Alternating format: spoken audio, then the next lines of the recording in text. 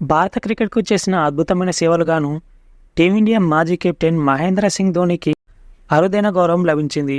అతని Jersey number 7కు వీడ్కోలు చెప్పాలని బీసీసీఐ నిర్ణయించింది. అంటే ఇక ఏ భారత క్రికెటర్ కూడా 7వ నంబర్ జెర్సీని వేసుకోవడం కుదరదు.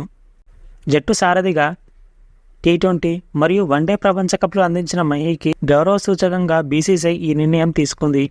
2019లో వన్డే ప్రపంచ కప్ న్యూజిలాండ్తో జరిగిన సెమీసే ధోనీకి భారత్ తరపున చివరి మ్యాచ్. 2020 ఆగస్టు 15న అంతర్జాతీయ క్రికెట్కి అతను రిటైర్మెంట్ ప్రకటించిన సంగతి తెలిసిందే. ధోనీ దిగ్గజ ఆటగాడు. భారత్తో పాటు ప్రపంచ క్రికెట్కు అతను అందించిన సహకారం అపారమైనది. అతని సేవల గుర్తింపుగా 7వ నంబర్ జెర్సీని రిటైర్మెంట్ ఇవ్వాలని బీసీసీఐ నిర్ణయం తీసుకుంది. బీసీసీఐ ఉపాధ్యక్షుడు రాజేష్ శుక్లా వెల్లడించాడు. అంతర్జాతీయ క్రికెట్కు ధోనీ వీడ్కోలు చెప్పిన తర్వాత అతని జెర్సీ నంబర్ రిటైర్మెంట్కు ప్రకటించాలని మొట్టమొదటిగా దినేష్ కార్తిక్ డిమాండ్ చేశాడు. మరోవైపు దిగ్గజమైన సచిన్ జెర్సీ నంబర్ 10ని కూడా ఎవరూ ధరించారని సంగతి తెలిసిందే. 2017లో తన వన్డే అరగంట మ్యాచ్లో శార్దూల్ ఠాకూర్ 10వ నంబర్ జెర్సీ వేసుకోవడంతో అతనిపై విమర్శ వచ్చిన సంగతి తెలిసిందే.